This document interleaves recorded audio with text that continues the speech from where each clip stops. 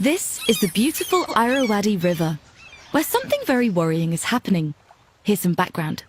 The Ayeyarwady is in Myanmar, and it's special because it's one of the last and the largest free-flowing rivers in the whole of Southeast Asia, and it has a seriously important job to do. What's that, you ask? Well, it acts like a giant conveyor belt carrying sediment from the mountains all the way down to the delta. And it's sediment that we need to talk about. Sediment is made up of these guys, meet Stony and Silty.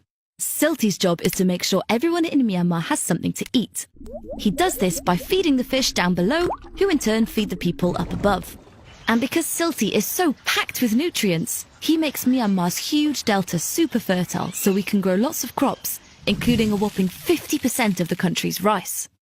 Meanwhile, Stony's job is to keep the millions of people living around the Ayeyarwady safe. He does this by not only building, but maintaining the shape of the river. And, critically, Stony keeps the delta above sea level. Now that's a big deal, because Myanmar is the world's second most vulnerable country to rising sea levels. So what's the problem? Well, something is stopping Stony and Silty from doing their jobs. Us. Upstream, we're building big hydropower dams that are blocking up the river, and we're cutting down the trees that keeps its banks stable. That results in lots of erosion. Mining for minerals only makes matters worse. Meanwhile, downstream, we're doing lots of sand mining so the sediment can be turned into concrete to build houses and factories. All these activities have caused a dangerous imbalance in the Ayeyarwady River. There's not enough sediment downstream and too much sediment upstream. Because of all the dams, the river's flow is too weak to carry the load. This backlog of sediment has made the river wider and much more shallow than it should be. This is a nightmare for boats, and it increases the risk of the river overflowing. If Stony and Silty don't make it down to the delta, the 40 million people here could lose everything.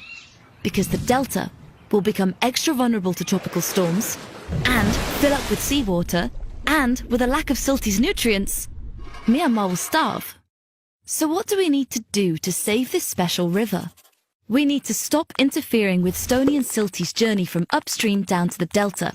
We need to reduce deforestation and only build sustainable dams that mimic the river's natural flow.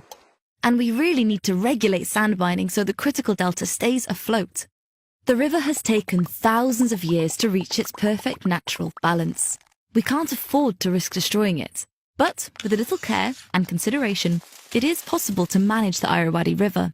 We're going to need to, for the benefit of us and for the benefit of everyone who calls Myanmar home.